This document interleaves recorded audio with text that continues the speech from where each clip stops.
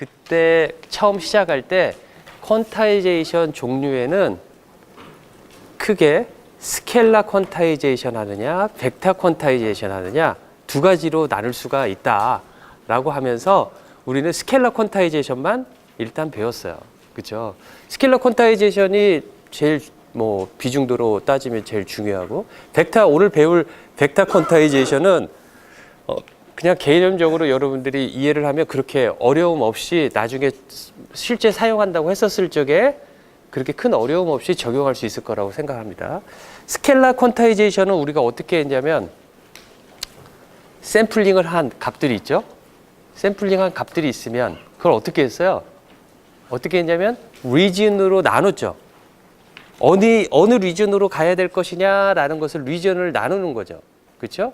그래서 만약에 8개의 구역으로 나눴다라고 한다면 로그 2의 8개 하니까 3개의 비트로 표현할 수 있다라고 말을 할 수가 있겠죠. 그렇죠?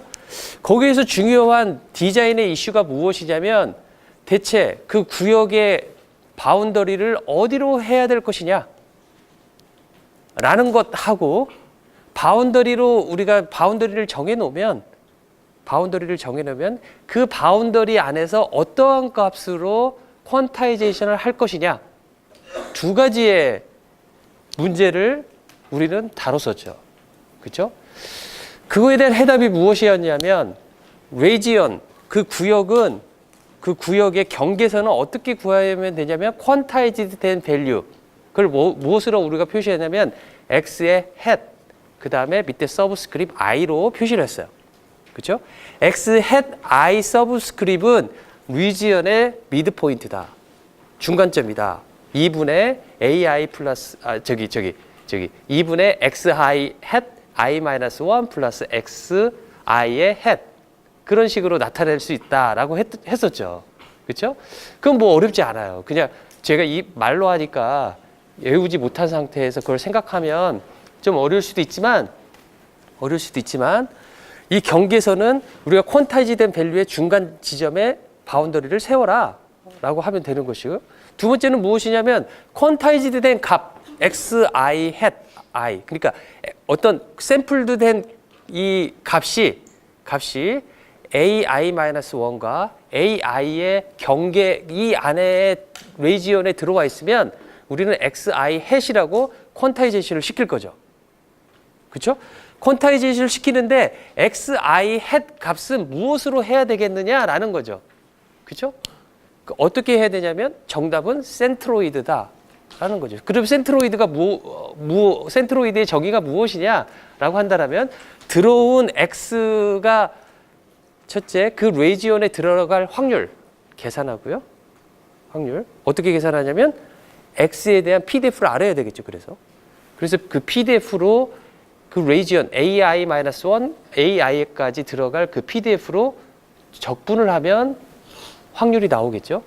그렇죠? 그 확률이 분모로 가고 분자에는 그 지역에서의 평균값 ai와 ai-1과 ai에다가 x 곱하기 그 pdf fx를 곱한 평균값 대 그 확률의 레이시오가 바로 센트로이드다라고 말한다는 거죠. 그렇죠? 그게 결론이에요. 그렇죠? 여러분들 머릿속에 지난 시간에도 말했지만 공부하는 방법은 퀀타이제이션 금방 말했듯이 스켈라 퀀타이제이션의 정의가 뭔지 알아야 되고 그러면 거기에서 디자인 이슈가 무엇일까라는 거를 생각을 해야 되며 그 두 가지에 대한 결론이 나와야 돼요. 그렇죠? 머릿속에 그림이 그려져 있고 이 경계선을 A1 마이너스 무한대부터 A1까지 있고 A1에서 A2까지 있고 그렇게 가는 8개 구역으로 나눴다. 그걸 무한대로 하기는 너무 크니까 8개 구역으로 나눈다라고 생각했었을 적에 첫째 그 경계선은 무엇으로 하지? 경계선을 정해놓으면 거기에 있어서 퀀타이즈드 된 값 우리가 hat으로 표시한 Q of input value x를 x hat으로 했는데 그 x hat은 무슨 값으로 줄 것인가? 이거를 설계하는 데 있어서 결론은 무엇이었냐면 그만 말한 대로 x의 hat 값은 센트로이드고 ai 경계선 값은 센트로이드의 중간값, 평균값, 미드포인트 중간값으로 하면 된다. 그럼 이제 그거를 이제 여러분들 수식적으로 써가지고 증명을 할 수 있어야 되겠다라는 거죠. 그렇죠? 그런 식으로 공부를 했으면 좋겠다라는 겁니다. 그렇죠? 그렇게 했으면 그 다음에 그렇게 퀀타이제이션 한 거가 정말 좋은 퀀타이제이션이냐? 라는 지표를 만들기 위해서 우리는 뭘 정의했냐면 SQNR이라고 정의를 내렸어요. 그렇죠? 그러니까 시그널 파워 대 퀀타이제이션 함으로 발생하는 퀀타이제이션 에러 간의 레이시오를 우리는 SQNR이라고 정의를 내렸어요. 그래서 아까 X의 햇값, AI의 햇값 그런 것들을 구하는 데 있어서 우리가 어떤 오브젝티브 펑션을 썼냐면 그 SQNR을 미니마이제이션 하기 위해서 AI와 X 햇값을 어떻게 구하느냐의 방법을 취한 거죠. 그렇죠? 그렇게 정확하게 수식적인 이유에 의해서 어떤 수식적인 명확한 그러한 표현식에 의해서 우리가 옵티멀한 X 햇값과 AI의 값을 구할 수 있다라는 거죠. 그렇죠? 금방 제가 말하기를 마이크를 안 쓰니까 저도 모르게 목소리가 커지나요?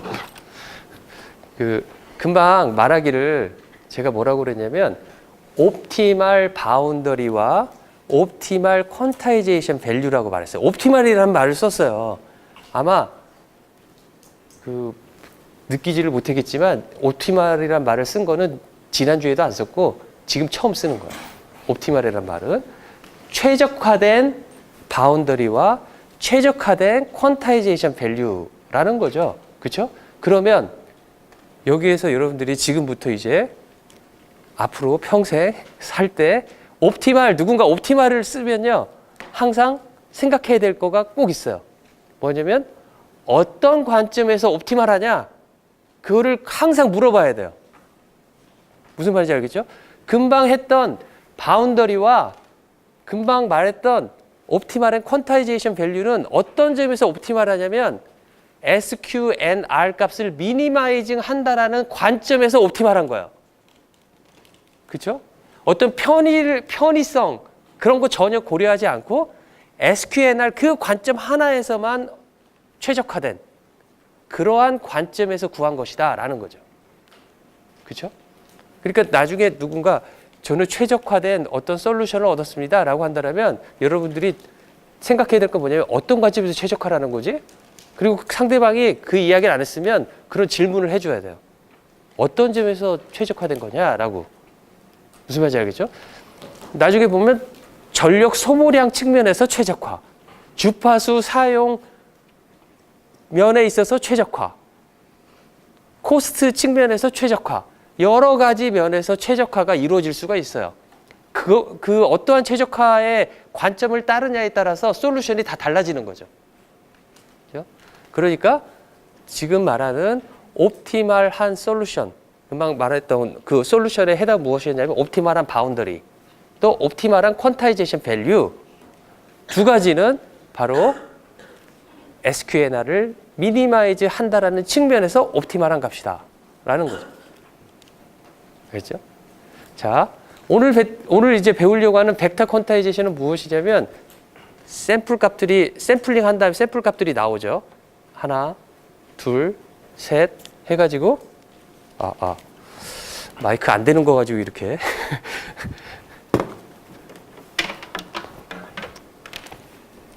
자, 생각을 한번 해봅시다. 샘플링 우리 지금 뭐 했냐면 컨티뉴어스 타임 시그널이 와요. 컨티뉴어스 타임 시그널이 샘플링을 거치죠. 그러면 디스크리트 타임 시그널이 오죠. 디스크리트 타임 시그널이 시간 TS마다 오는 거죠. 그렇죠?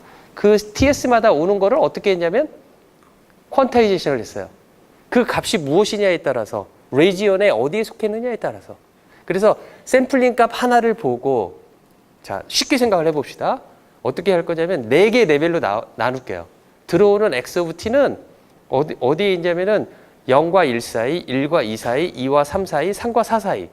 그 중에서 하나가 들어오는 디스크리트 타임 시그널의 밸류 값이 있다고 합시다. 그렇죠? 그래서 들어오는 값이 처음에 0과 1 사이면 바이너리 비트 0, 0을 어사인 할 것이고 1과 2 사이면 0, 1을 어사인 할 것이고 1과 2 사이면 1, 0을 어사인 할 것이고 그 다음에 2와 3, 4이면 0, 1, 1, 2, 2, 3, 3, 4. 3, 4일 때는 1, 2를 어사인하는 거죠. 그렇죠? 그렇게 4개로 어사인을 한다고 합시다. 그러면 1.3이면 바이너리 비트 뭘로 나오겠어요? 바이너리 비트?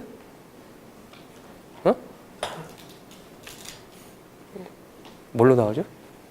다시 한번 말해볼까?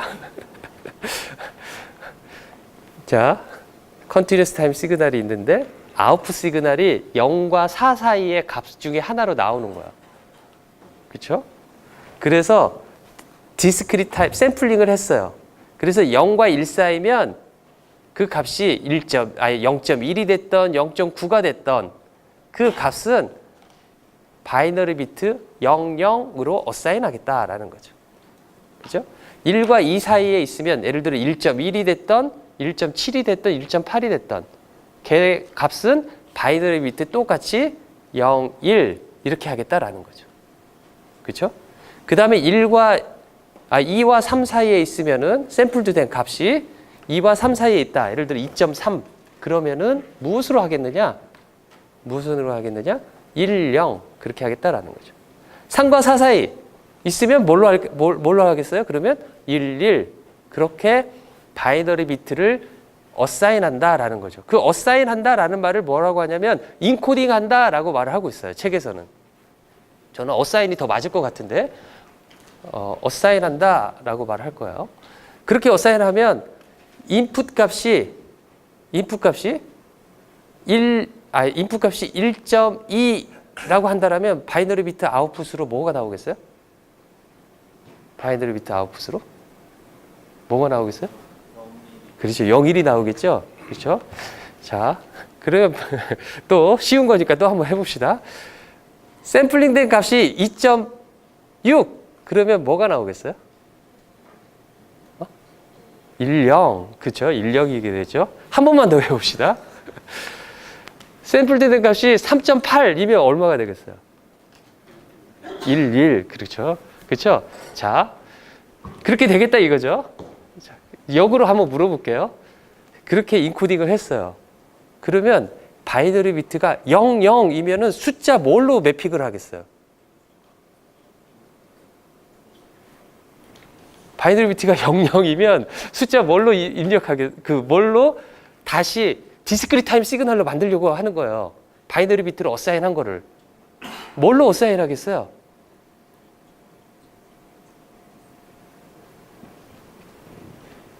뭘로 어사인 하겠어요?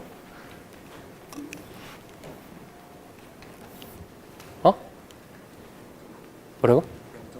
0.5. 오케이. 또 다른 생각. 또 다른 생각. 어떤 값으로 어사인하면 좋을까요? 0과 금방 0.1라는 것은 정답일 수 있어요. 조건을 둔다라면.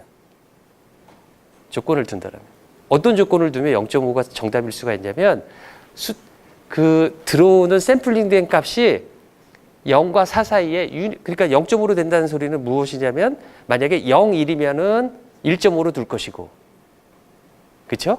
그리고 2, 3, 1, 0이면은 2.5라고 말할 것이고 그렇죠? 1, 1이면은 3.5라고 말하는 생각에서 금방 0.5라고 말한 거잖아요. 그렇죠? 그러면 그거가 제가 금방 그거가 정답이면 어느 때 정답인 그 조건이 있다고 그랬잖아요. 그렇죠? 여러분 지금 문제를 다 이해를 해야 돼요. 그렇죠? 이해를 해야지 아까 내가 말했던 스켈라에 뭐 x 헷 어쩌고 저쩌고 뭐 바운더리 어쩌고 저쩌고 그거가 이해가 되는 거하고 똑같아요. 그렇죠? 그러면 금방 0.5로 아주 잘 대답을 해줬는데 그러면 저는 거기에 대한 이제 질문을 하는 거죠. 0.5가 옵티말해? 라고 물어보는 거죠.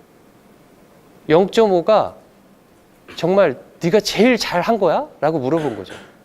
더 잘할 수 있는 값으로 매핑을 할 수는 없어? 라고 말을 하고 싶은 거죠.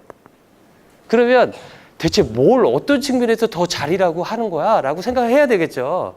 그렇죠? 어떤 측면이냐면 SQNR 측면에서 더 잘할 수 있지 않냐라는 거죠. 그렇죠?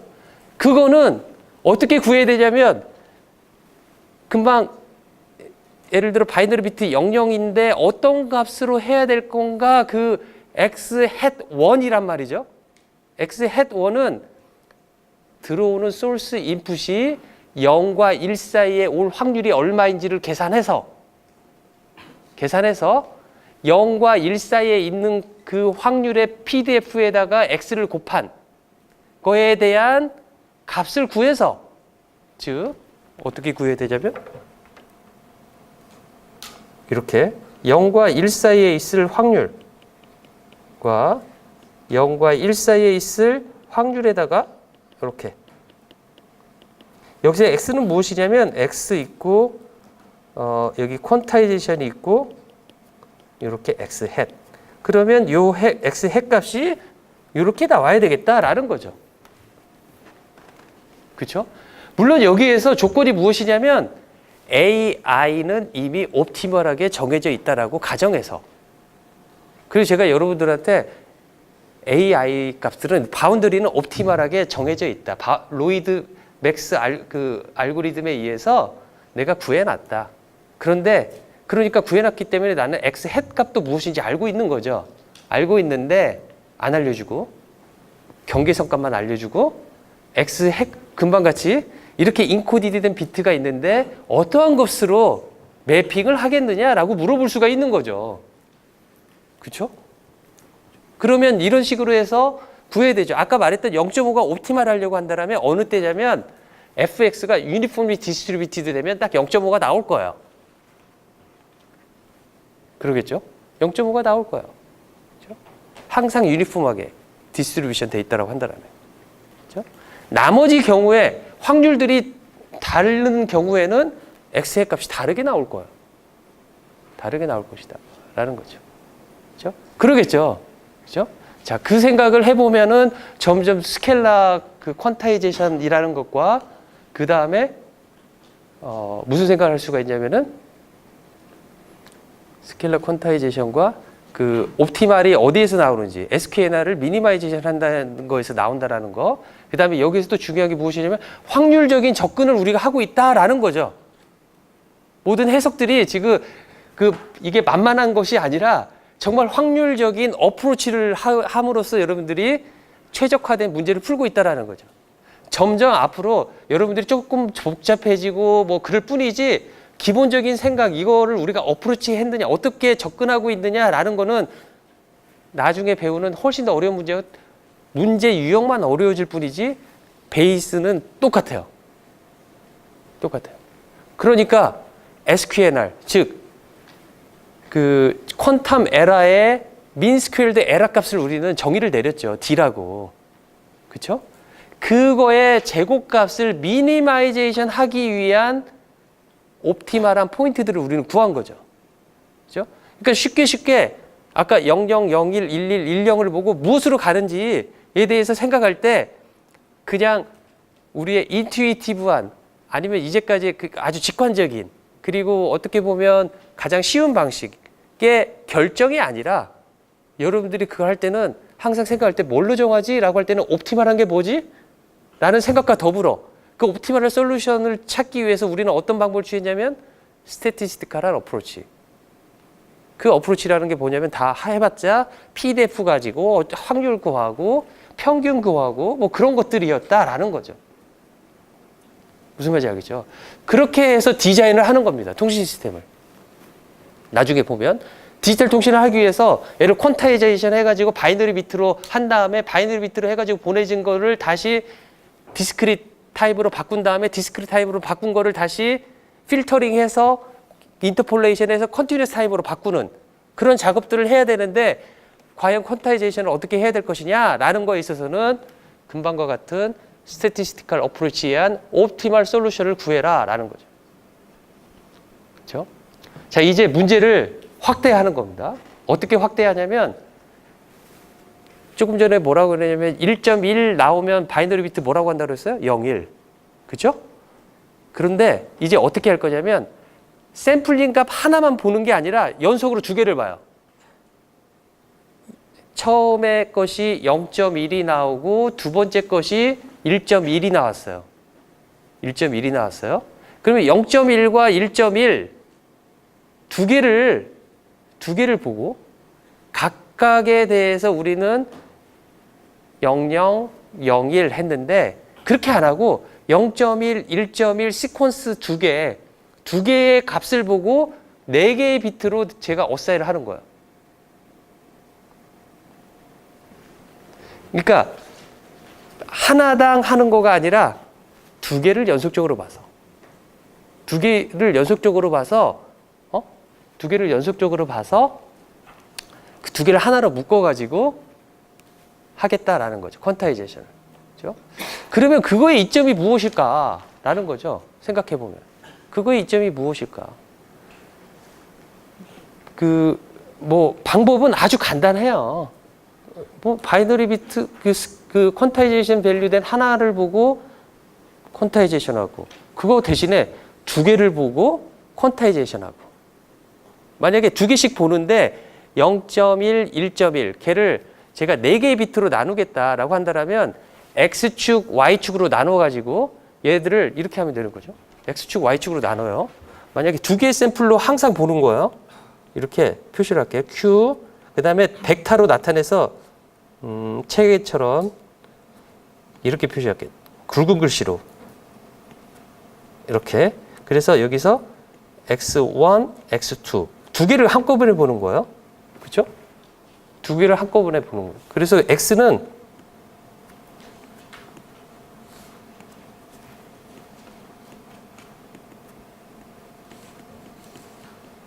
이런 시퀀스를 보는 거죠. 그렇죠? 그래서 얘를 어떻게 나눌 거냐면 여기 나오는 것은 X hat 이렇게 제가 쓰겠는데 어떻게 쓸 거냐면 X1이 이렇게 제가 아까처럼 4개로 나눠보겠습니다. 이렇게. 그 다음에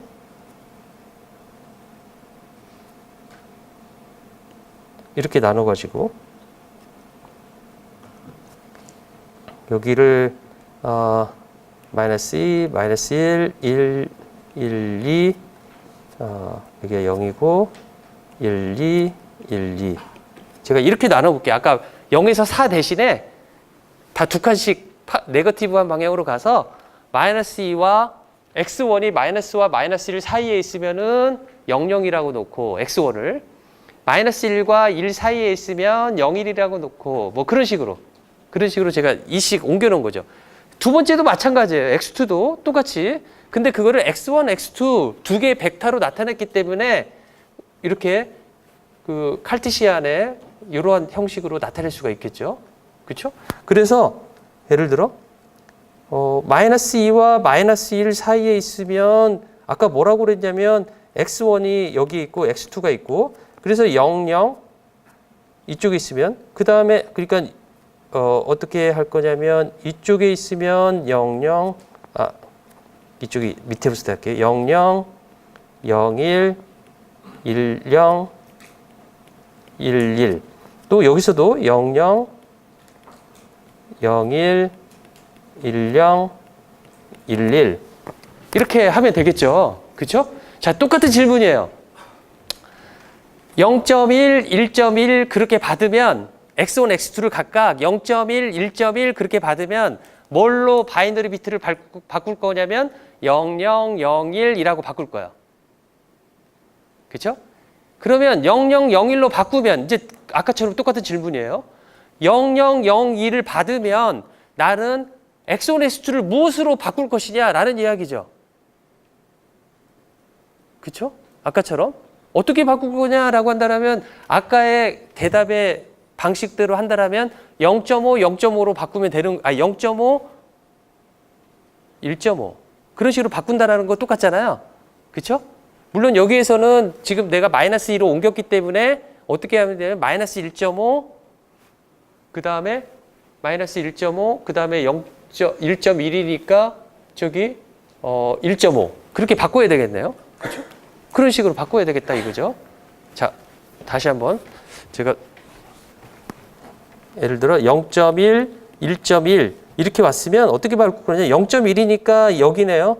그러니까 1 바이너리 비트 10, 그다음에 1.1이니까 여기 1.1이니까 여기고 여기는 11 이렇게 돼 있다 이거죠. 그렇죠? 1011 이렇게 인코딩을 했어요. 그러면 이거를 이제 아까처럼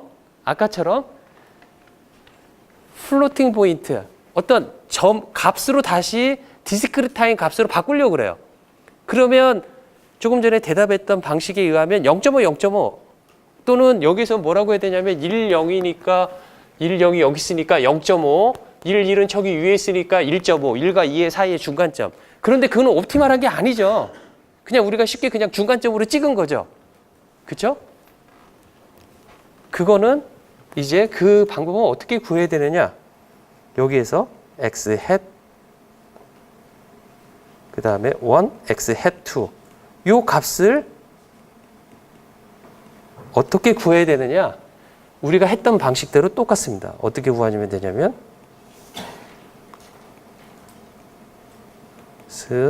확률 region 그 다음에 fx x1, x2 조인트 PDF입니다. 각각의 요거에 대한 PDF와 요거에 대한 PDF와 두 개의 조인트 PDF를 구해서 그러니까 요걸 알아야 되는 거죠. 요걸 구해서 들어오는 요거가 아까 어디에 있었냐면 0.1과 1.1이니까 여기와 이거니까 요 사이에 있을 확률을 구해서 그게 요 확률이 되겠죠. 확률이 그 다음에 그 확률에서의 평균값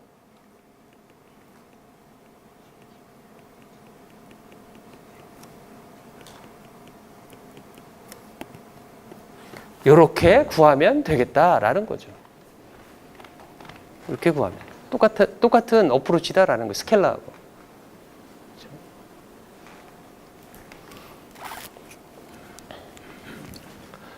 이렇게 하면 벡터 퀀타이제이션이에요. 그러면 놀랍게도 이러한 사각형의 여기 가운데 점을 찍는 게 아니라 유니폼하게 본다고 하더라도 책에서 나온 것처럼 어떤 식으로 되어 있냐면 이런 식으로 되어 있어요.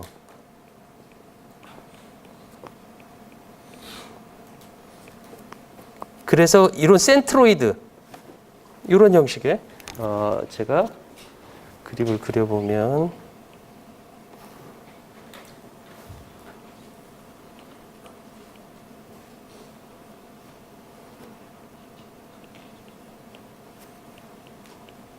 하나의 이그샘플인데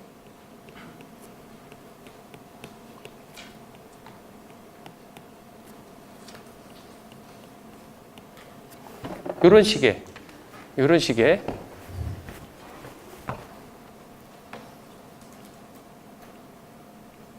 제가 잘 그리지는 못했는데 책을 한번 참조해 보면 이런 그림이 나와요. 이거 하나의 이그샘플이에요. 그렇게 해서 x1 hat 그러니까 이렇게 해서 해보면 어떻게 될 거냐면 여기에 있는 점들인 거죠. 그렇죠? 그리고 바이너리 비트가 이렇게 딱딱 이렇게 나눠진 게 아니라 여기서 이렇게 해서 요러한 점 이렇게 해서 이 사이에 들어오면은 즉 여기에서 어떤 일률적인 사각형의 모양이 아닌 거죠. 그렇죠? 이러한 형식의 값들이 나온다라는 거죠. 그렇죠? 그래서 벡터 퀀타이제이션의 방법은 스케일러 퀀타이제이션을 좀 연장한 방식이고 그걸로 인해서 조금 전에 보였던 그 x hat 값들을 어떻게 구하는지에 대한 어프로치는 조금 확장한 개념이다. 라는 정도로만 이야기를 할게요. 그렇죠? 자, 그 다음에 이거는 example of vector quantization.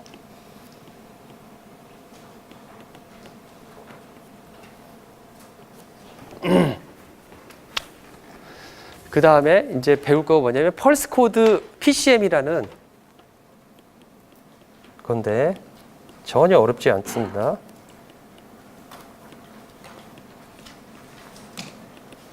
펄스 코드 모듈레이션인데 펄스 코드 모듈레이션은 어떤 형식을 PCM이라고 하냐면 샘플링 했죠. 그 다음에 퀀타이제이션 했어요. 그 다음에 인코딩 했어요. 책에서는 여기까지만 해놓고 PCM이라고 말을 하는데 그거는 일반적인 PCM의 정의가 아니에요. 여기에다가 펄스 쉐이핑 해서 보내요. 자, 하나가 더 붙어요. 그렇죠? 이러한 형태가 PCM의 블락 다이어그램입니다. 그럼 자, 샘플링 여기 X of T가 있어요. 샘플링 하니까 이러한 디스크리트 타임 시그널이 여기에 나올 거고요. X of T가 있고 여기 X가 있고 X 햇이 있어서 값들이 나올 거고요. 그 다음에 여기 인코딩 하니까 바이너리 비트가 나올 거예요. 이런 식으로. 그렇죠? 그 다음에 펄스 하면은 예를 들어 이 펄스의 종류에는 여러 종류가 있는데 예를 들어 0이면은 플러스 볼티지, 마이너스 볼티지로 할게요. 바이너리 비트 1이면은 플러스 볼티지. 이런 식으로 나타내는 거죠. 그래서 여기에서 보면 모양이 어떻게 될 거냐면 0, 1, 0이다 그런다면 0, 마이너스 V 1 그 다음에 0 그래서 여기가 플러스 V, 마이너스 V 바이너리 비트 0, 1, 0에 대해서 펄스로 만들어 놓은 거죠. 그렇죠? 저렇게 펄스로 바꾸어 놓은 것을 펄스 코드 모듈레이션이다 라고 말을 해요. 유선 통신에 있어서 캐리어를 쓰지 않고 저런 식으로 신호를 보내기도 해요. 그래서 바이너리 비트가 무엇을 보냈는지 알아내는 거죠. 자, 통신 시스템을 한번 생각해 볼게요. 이제 펄스 코디드 모듈레이션의 통신 시스템 컨티뉴어스 타임 시그널이 있어요. 제가 여기에서처럼 이렇게 제가 말을 하면은 이 마이크를 통해서 컨티뉴어스 타임 시그널이 와요. 이 안에 뭐가 있으냐면 샘플링이 있어요. 샘플링을 막 해요. 자, 샘플링 얼마나 빠르게 샘플링 하면 될까요? 제 목소리의 밴드위드스의 2배. 2배를 하면 되는 거죠. 2배로 샘플링을 해요. 그 다음에 퀀타이제이션을 해요. 퀀타이제이션은 어떻게 하면 좋을까요? 퀀타이제이션 우리가 이제까지 배웠던 스케일러 퀀타이제이션을 하는데 바이너리 비트로 어사인해서 그 레지언을 나누는 거죠. 제 디스크리트 타임 값이 무슨 값이냐에 따라서 레지언을 정하고 그 레지언에 그 이 안에 정착 만들어 놓은 바이너리 비트의 숫자만큼으로 매핑을 시키는 거죠. 그렇죠? 예를 들어 3비트 또는 5비트, 10비트. 10비트 하면은 2의 10승이니까 1024개의 레지언이 나오는 거예요. 그래서 어느 레지언에 있느냐에 따라서 값들이 10개의 비트로 어사인 되는 거죠. 그렇죠? 그렇게 인코딩을 하겠다라는 거죠. 그렇죠? 자, 그렇게 인코딩을 한 다음에 인코딩 한 거가 펄스로 만들어져요. 펄스로 만들어지면 일단 펄스로 만들어지는 거하고 바이너리 비트 0과 1로 돼 있다라는 거의 큰 차이점이 뭔지 아세요? 이제 질문을 한번 이해를 해봅시다. 요거하고 여기하고 큰 차이점이 무엇이냐라는 거죠. 그러니까 뒤에 있는 저기 펄스의 아웃풋은 무엇이냐면 전기적 신호예요. 전기적 신호는 선이 있으면 이렇게 와이어드 된 거가 있으면 거기를 통해서 저거가 그대로 그 와이어를 따라서 프로파게이션이 돼요. 그렇죠? 그래서 여러분들이 전기에서 배운 그러한 또 전력공학에서 배우는지 모르겠는데 거기에서 그 신호가 와이어를 통해서 프로파게이션이 되어서 그 와이어드 끝점까지 전송이 되는 거죠. 그렇죠? 와이어드에는 여러 가지 와이어드가 있죠. 트위스티드 페어 카퍼로 되어 있는 것도 있고 또 뭐가 있냐면은 코엑시알 케이블도 있고 진짜 비싼 금으로 되어 있는 케이블도 있어요. 전송에 어떠한 전혀 그 순도가 노이즈가 섞이지 않는 그러한 것들이 있어요. 그래서 점점 비싸지는 거죠. 어떠한 케이블을 쓰느냐에 따라서. 어쨌든 간에 그렇게 전송이 돼요. 하지만 바이너리 비트는 전송할 수가 없어요. 바이너리 비트는 프로파게이션이 안 돼요. 여러분들이 디지털 시스템 설계 및 실험을 배우면 바이너리 비트는 플립플랍에 저장되어 있는 상태일 뿐이에요. 0, 1로 저장되어 있는 상태일 뿐이에요. 우리는 그것을 꺼내서 0인지 1인지 그거를 읽어낼 수는 있지만 리드할 수가 있고 플립플랍의 그 메모리 하나에 0과 1을 저장을 시켜 놓을 수는 있지만 얘를 이쪽에서 저쪽으로 먼 곳으로 보내려고 한다면 이 메모리를 뜯어가지고 저쪽으로 내가 가지고 가서 읽는 방법 외에는 없어요. 걔를 저쪽에다가 먼 곳에 보내기 위해서는 0과 1이라는 것을 저쪽으로 보낼 수 있는 형태로 바꿔야 돼요. 바꾸는 형태가 무엇이냐면 그 중에서 가장 간단한 형태가 이렇게 인코딩을 한 다음에 그 인코딩 한 것을 펄스로 바꿔주는 그러한 작동을 해서 걔네들을 프로파게이션 할 수 있는 와이어를 연결시키면 내가 원하는 데스티네이션에서 0과 1의 값을 받는 게 아니라 펄스로 되어 있는 그 전기적 신호를 받는 거죠. 그 전기적 신호를 보고 플러스 V 볼티지면 1이라고 말을 하고 마이너스 V 볼티지면 0이라고 해서 메모리에다가 저장을 시키면 나는 바이너리 비트가 0과 1 중에서 무엇인지 알 수가 있는 거죠. 그렇죠? 그 바이너리 비트 0과 1이 무엇인지 알고 있으면 그거를 다시 컨티뉴스 타임으로 바꾸는 거는 뭐를 해야 되냐면 0과 1로 되어 있는 건 퀀타이즈드 된 비트란 말이에요. 그러면 그 비트를 어떤 X 햇으로 해야 되느냐의 역작용이 필요해요. 그러겠죠? 역작용이. 그러니까 받는 쪽에서는 통신을 받는 쪽에서는 그 역을 해야 되겠죠. 하는데 아까처럼 0과 1 사이에 있으면 0.5라고 하기보다는 가장 옵티멀한 매핑으로 우리가 정해놓은 테이블을 보고 다시 매핑을 하겠다라는 거죠. 그렇죠? 그렇게 해서 원래 컨티뉴스 타임으로 바꾸면 원래 보냈던 저의 목소리하고는 100% 같지는 않고 왜냐면 퀀타이제이션 에러 때문에 다른 형태이지만 큰 차이가 없는 퀀타이제이션 레벨을 우리가 더 촘촘히 하면 할수록 더 정확한 원래 오리지널하고 더 가까운 그런 소리나 또 그런 어떤 화질이나 그런 걸 보게 될 것이다 라는 거죠. 그러겠죠? 자, TV 화면을 예를 들어 축구 경기장에서 찍는데 카메라를 뭐 3D 해가지고 아주 정말 카메라로 얘를 찍는 거예요. 얘는 어떤 특징이 있냐면 얘가 이렇게 화면을 찍어가지고 퀀타이제이션 레벨을 엄청나게 많이 했어요. 엄청나게 많이 한 거를 가지고 그러니까 화면 하나를 1920 곱하기 1600으로 나누면 이 세로를 1920개로 나누고 가로를 1600으로 나눠 가지고 그 중간에 있는 것이 빨주노초 파남보 여러 가지 색깔들이 있겠지만 빨주노초 파남보로만 보는 게 아니라 256개의 컬러로만 보는 게 아니라 훨씬 더 많은 컬러로 내가 구분할 수가 있겠죠. 그렇게 구분한 다음에 그러니까 그렇게 구분한 거를 표시하려면 엄청난 많은 비트가 필요하겠죠. 8가지 색감만 하겠다 그러면 3개의 비트만 필요하겠는데 256 컬러다? 그러면은 8개의 비트, 한 픽셀의 색깔을 나타내기 위해서 8개의 비트가 필요하겠죠. 그렇죠? 만약에 1024 색깔을 1024개로 나누어 가지고 색깔을 표시하고 싶다? 10개의 비트가 필요하겠죠. 그렇죠? 자, 픽셀을 있는데 1920 곱하기 1600이 아니라 그거를 더 하는 거야. 더 픽셀을 더 쪼개는 거죠. 그렇죠? 더 쪼개면 TV 화면에 아주 작은 점들이 하나의 픽셀로 돼 있어가지고 그 픽셀 하나하나가 더 많은 비트로 표시한다면 엄청난 많은 양의 데이터가 필요하겠죠. 그렇죠?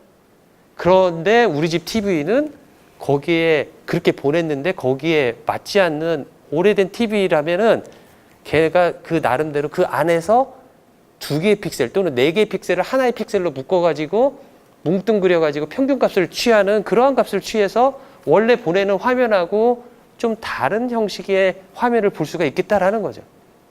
그죠? 지금은 카메라는 예를 들어 울트라 HD 거기다가 뭐 요즘 슈퍼 울트라 HD. 그 소리는 뭐냐? 픽셀을 더 잘게 쪼갰구나.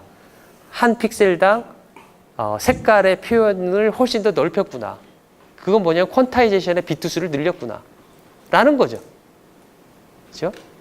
그러니까 메모리 크기가 커지고 그 메모리에 큰 데이터를 한 번에 프로세싱하는 그 프로세싱 속도가 빨라지고 그런 것을 갖춘 TV다라는 거죠. 통신도 마찬가지입니다.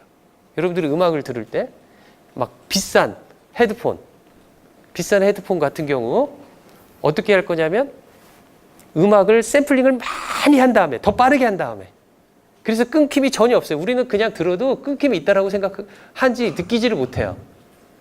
하지만 더 샘플링을 빨리 하면은 더 이게 잘 들리네? 그 소리의 차이점이 무엇이냐면 바로 샘플링 레이트를 얼마나 빨리 했는지 그것과 더불어 그 다음에 퀀타이제이션을 얼마나 촘촘히 했는지. 솔직히 샘플링을 얼마나 빨리 했는지는 그렇게 크게 좌우하지는 않아요. 왜 좌우하지 않냐면 그 신호의 밴드위드스의 2배 이상으로만 하면 우리는 시그널 프로세싱을 통해서 원래 신호로 100% 복구할 수 있기 때문에 샘플링 레이트이 크리티컬하지는 않아요. 대신에 뭐가 더 크리티컬하겠어요?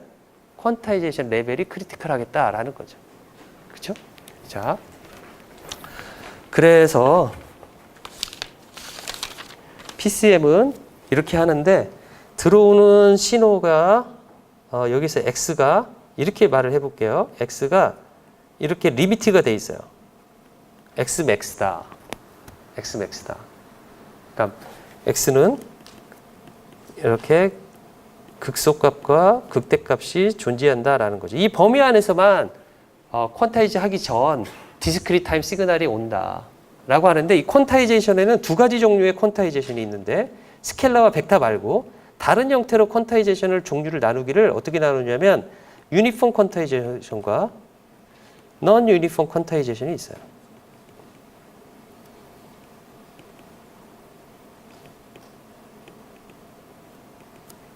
그렇죠?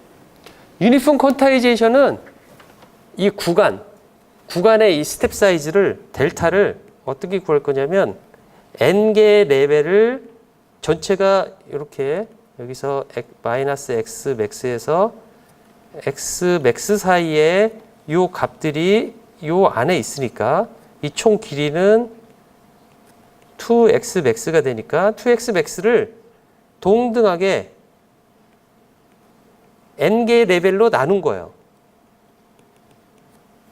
이렇게 n개의 리진으로 나눈 거죠. 그렇죠? n개의 리진으로 나누기 위해서 우리는 몇 개의 비트를 필요했냐면 예를 들어 v개의 비트가 필요했다고 합시다. 그러면 v개의 비트로 예를 들어 3개의 비트로 표현했다 그러면 8개의 n이 나오겠잖아요. 큰 n이 8이겠죠. 그렇죠? 4개의 비트로 레지언을 나눴다 한다면 n이 뭐가 될 거냐면 16이 되겠죠. 16개의 레지언으로. 그렇죠? 그렇기 때문에 n은 2의 v승이다. v는 number of bits. 그러면 델타는 어떻게 될 거냐면 2의 v승, 2의 xmax. 그래서 2의 v-1의 xmax다. 이렇게 쓸 수가 있겠죠. 두 번째로, 그러니까 유니폼 퀀타이제이션은 그렇게 뭐 어려운 문제가 아니겠지. non 유니폼 퀀타이제이션 한번 보도록 할게요.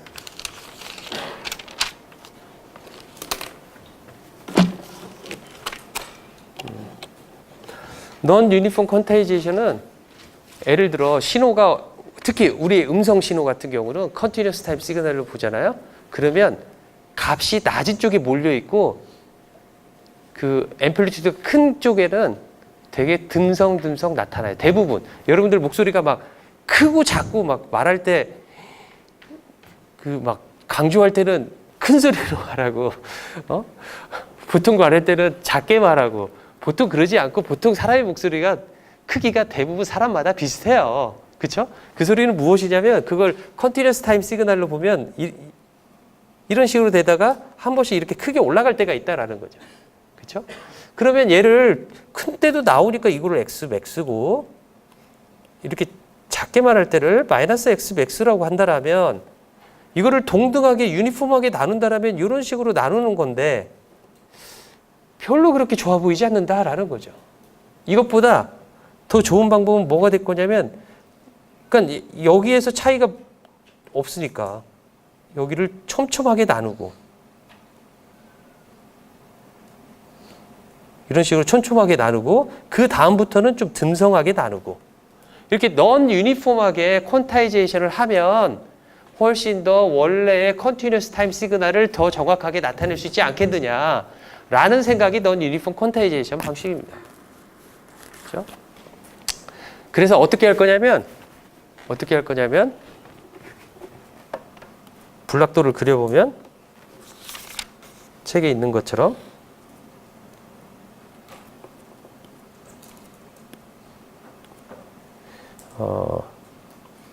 X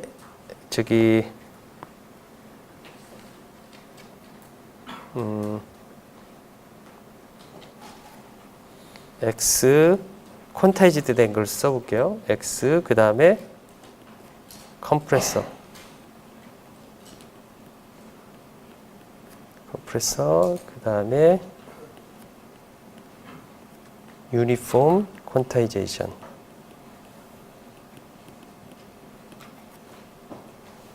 그 다음에 쭉쭉쭉, 그 다음에 여기다가 PCM의 인코더, 그 다음에 펄스 쉐이핑을 해서 보내면, 받는 쪽에서는 어떻게 받을 거냐면, 이게 이제 보내는 쪽, 받는 쪽에서는 디코딩, 즉 플러스 V면 바이너리 비트 1이라고 하고 마이너스 V면 0이라고 말하는 디코딩을 한 다음에, 그 다음에 여기에서 뭘 할 거냐면 익스펜더, 그 다음에 이 컴프레서를 G of X라고 한다면 익스펜드를 G 인버스 X, 제가 뭔지 설명을 해드릴게요. 그 다음에 리컨스트럭션 필터, 자, 이렇게 해서 원래 X를 얻겠다라는 건데, 이 그림을 설명을 해볼게요. 컴프레서의 역할은 무엇이냐면, 인풋 시그널을 어떻게 할 거냐면 유니폼하게 디스트리뷰션 하기 위해서 펼쳐주는 거야. 유니폼하게. 즉 원래 시그널을 이렇게 아까 저기 제일 위에처럼 중간 그 0의 아주 스몰 시그널 부분에 다 몰려있는 신호를 퍼지게끔 만들어주겠다라는 거죠. 골고루 X max부터 마이너스 X max까지 골고루 퍼지도록 얘를 쭉 늘려주는 거예요. 어떻게 늘려주냐면 컴프레스의 그걸 보면, 예제로 하나 보면은 G of X 펑션을 어떻게 만드냐면 이렇게 만드는 거야.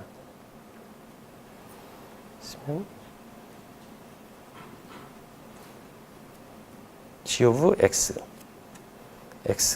예를 들어 0과 1 사이의 값으로 제가 X가 있다라고 한다면 아웃풋 값도 0과 1 사이인데 X를 대입하면 요거 값이 나오는 거예요. 예를 들어 X가 0.1인데 책에서 보니까 0.1일 때, 제가 조금 더 격하게 그려야 되겠네요. 이렇게. 그래서 0.1일 때 봤더니 여기가 0.7 정도 돼요. 값이 0인데 0.7로 보는 거야. 0.7로. 그 다음에 0.5일 때 얼마이냐면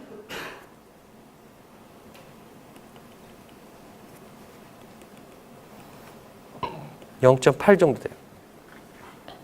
0.8 정도. 그러니까 주로 아까 0에서 0.5 사이의 신호들, 그 시그널들의 레벨들이 있어요. 얘를 0에서 0.8로 확 늘려준 거죠. 무슨 말인지 알겠죠? 그렇죠?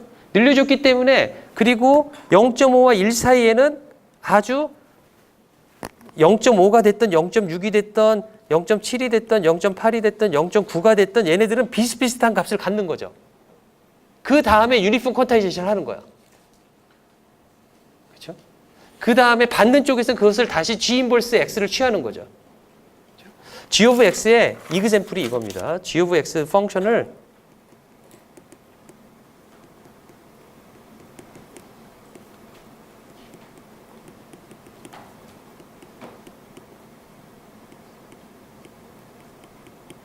자, 이런 형식으로 쓰면은 이게 뮤는 예제가 256이고 책에서처럼 여기가 뮤는 5일 때고 그 다음에 뮤는 0을 쓰면은 그대로 쓰는 이렇게 파라미터라이즈드 써가지고 하는데 이 방식이 미국에서 표준으로 다 이렇게 쓰고 있어요. 예를 들어 마이크로폰이라든지 뭐라든지 다 음성 그 신호를 그 유니폼 퀀타이제이션 그러니까 결국엔 넌 유니폼 퀀타이제이션을 한 건데 그거를 하기 위해서 어떻게 하냐면 요 펑션을 써가지고 중간 신호를 이렇게 확 늘려주고 큰 소리는 아주 다 그 소리가 되게끔 그렇게 해서 퀀타이제이션을 취한다라는 거죠. 유니폼 퀀타이제이션. 자, 그래서 이제 이러한 거가 하나 있고 또 한 가지는 이것을 뮤로 컴프레서라고 말을 하고 또 한 가지 A로 컴프레서라는 것도 쓰이고 있어요. 이거는 G of X를 그렇게 여러분들한테 이걸 외워라 전혀 아닙니다. 하지만 non uniform quantization 어떻게 실행할 수 있는지에 대한 예제다. 그리고 이렇게 뮬러의 컴프레서와 에일러의 컴프레서가 쓰이고 있다. 전 세계적으로. 그 정도만 알고 있으면 충분할 거라고 생각합니다.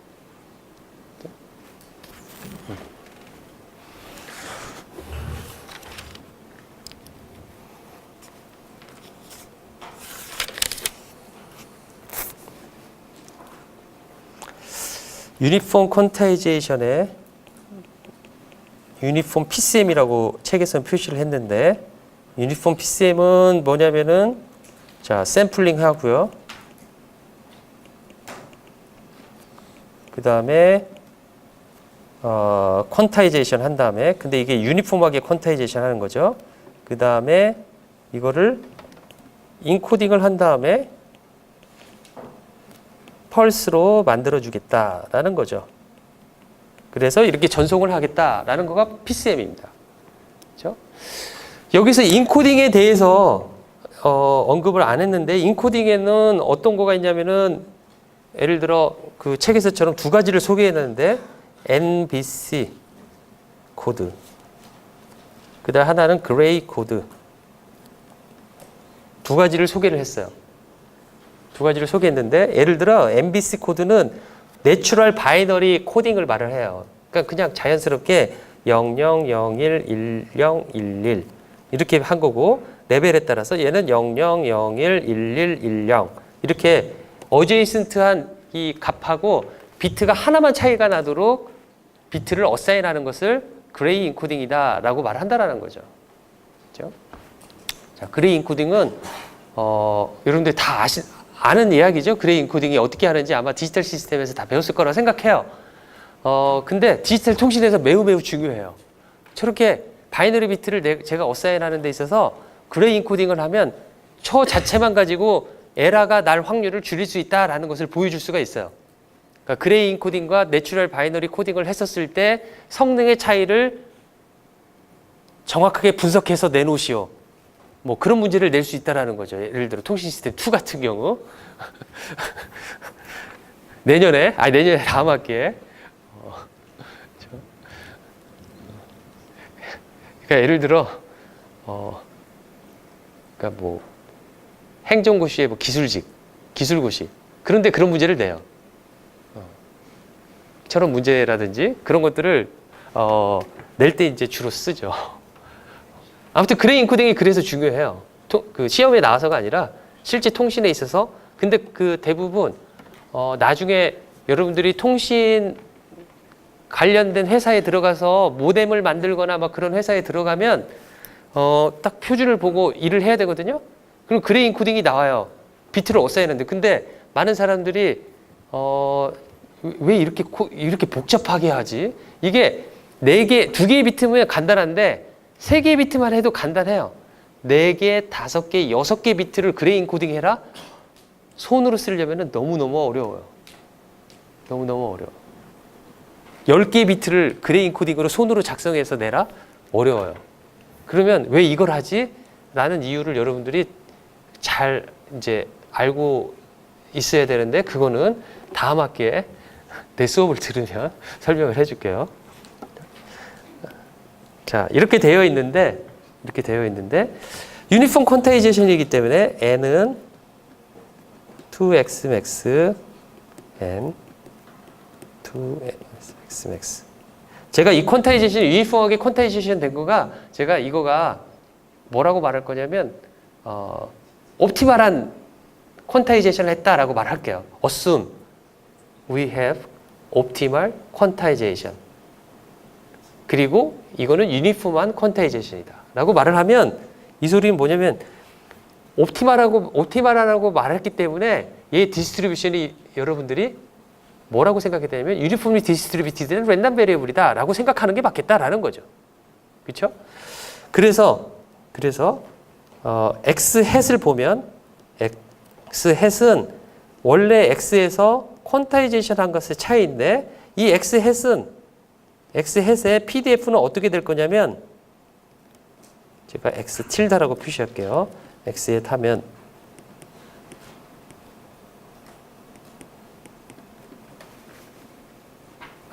여기를 똑같이 틸다라고 해야지.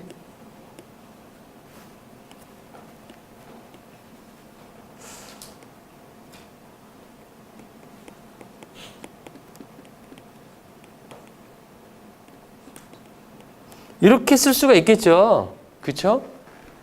그러니까 이 x 틸다는 원래 값에서 퀀타이제이션 한 값을 뺀 것은 마이너스 2분의 델타와 2분의 델타 사이에 있겠죠.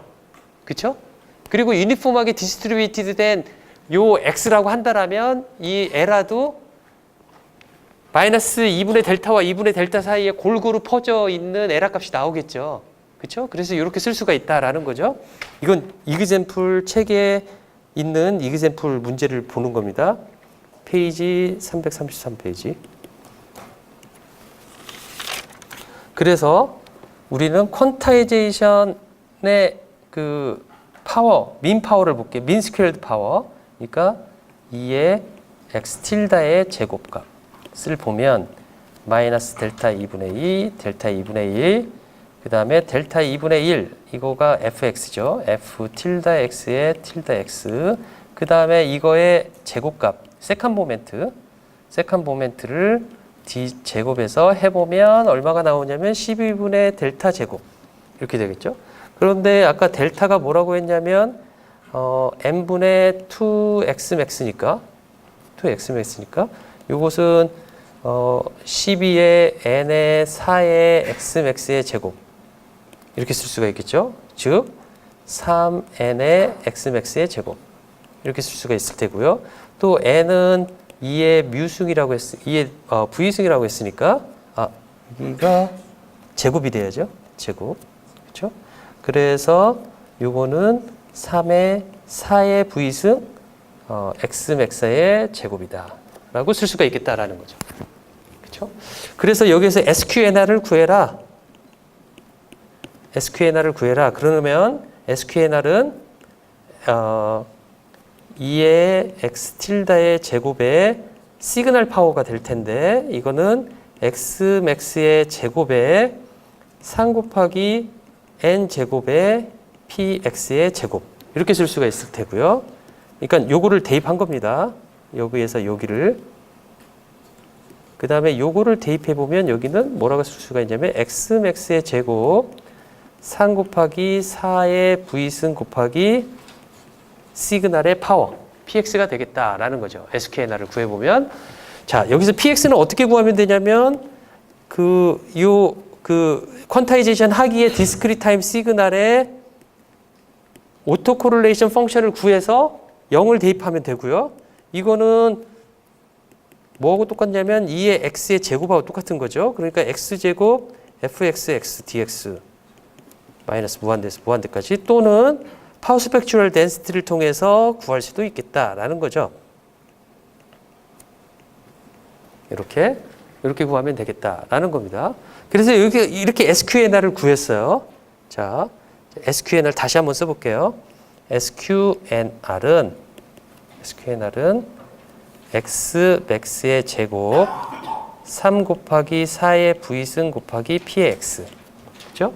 자, 이거를 dB로 나타내 보겠습니다. dB로 10 log 10 SQNR를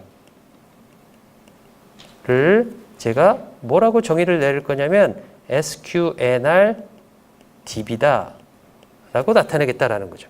그러니까 10 log 10 X max의 제곱 3 곱하기 4의 V승 곱하기 P의 X다 라고 하니까 요거는 10 log 10의 PX 더하기 10 log 10의 3 마이너스 20 log 10의 X max 그 다음에 하나가 남았죠. 뭐가 나왔냐면 V 10V log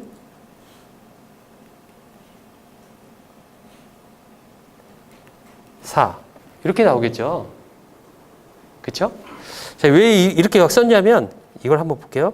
요거하고 요거 그냥 합쳐서 쓰겠습니다. 어떻게 쓸 거냐면 10 log 10의 X max의 제곱 PX 그 다음에 10 log 10 3는 얼마냐면 4.8 그 다음에 요거를 계산해 보면 뭐가 나오냐면 6 곱하기 10 곱하기 log 10 4가 6이고 곱하기 V 이런 식으로 쓸 수가 있습니다. 계산을 해보면 제가 여기서 왜 이렇게 나눠서 썼냐면은 Xmax 제곱 이미 인풋 시그널이 가지고 있는 특징이에요. PX 인풋 시그널의 파워 그것도 우리가 어떻게 할 수 없는 그냥 주어진 거예요. 그렇죠? 이 값은 그냥 컨스턴트고 여기 있는 V가 뭐예요? 퀀타이제이션 비트를 우리가 몇 개를 쓰겠느냐라는 거잖아요. 그렇죠? 만약에 아까처럼 2개를 쓰면 이게 2가 될 테고 그렇죠? 8개 레벨로 나눠가지고 제가 3bit을 쓰겠다라면 V는 3이 되고 16개 레벨로 나누겠다 하면 4가 되고 1024개의 레벨로 나누겠다 하면 10이 되는 거죠. 그렇죠? 그러면 우리는 그렇게 되는 거를 좀 멋지게 이야기를 할 텐데 어떻게 이야기를 할 거냐면 뭐가 멋있냐면 퀀타이제이션을 8개를 쓰고 있는 시스템에다가 조금 우리는 더 하이 퀄러티, 조금 더 돈이 들더라도 비싼 거를 팔더라도 조금 이렇게 하이 스펙을 요구하는 이 커스터머를 겨냥해서 퀀타이제이션 레벨을 높이려고 그래요. 그래서 8개 쓰고 있는 데가 있는데 거기에서 10개로 올리려고 그래요. 2개 비트를 더 쓰자 이거죠. 그러면 메모리가 다 늘어나야 돼요. 엄청나게 늘어나야 돼요. 2비트만 늘었을 뿐인데 매 샘플마다 2비트가 늘어나는 거잖아요. 그렇죠? 그거를 수만 개의 픽셀 하나하나를 다 생각해 보면 8개를 썼을 때하고 10개를 썼을 때하고는 큰 차이가 나는 거죠. 그렇죠? 그 안에다가 메모리를 더 달아야 되는 메모리 가격이 추가되는 거죠. 그리고 그 데이터 양을 처리하는 양도 많아지고 그러니까 프로세싱 타임도 빨라져야 되고 그렇죠? 그러면 위에서 그럴 거예요. 야, 2개의 비트 해서 뭐가 얼마나 좋아지는데 정량적으로 이야기를 해봐. 얼마나 좋아지냐면 곱하기 2개의 비트 하면은 6이 12 SQNR이 12dB가 좋아집니다. 라고 말할 수 있다는 거죠. 그러면 SQNR이 12dB 좋아지면 보는 성능은 얼마나 좋아지는데 그거는 이제 여러분들이 안 배운 거예요. 지금은 우리 여기에 수업에 이 스코프에 되는 이야기는 아니지만 적어도 여러분들이 여기서 이야기할 수 있는 건 뭐냐면 퀀타이제이션 비트를 하나 늘릴 때마다 성능은 SQNR의 성능은 6dB가 좋아진다라고 말을 할 수 있다라는 거죠. 그렇죠? 또는 한 비트가 줄어들 때마다 6dB가 SQNR 값으로 낮아진다라고 말할 수 있다라는 거죠. 알겠죠? 자, 그런 식으로 해석할 수가 있겠다라는 겁니다. 그렇죠? 다음 주에 디퍼런셜 PCM이라는 거 하나 배우고 그 다음에 종강을 할 예정입니다. 예, 수고 많았어요.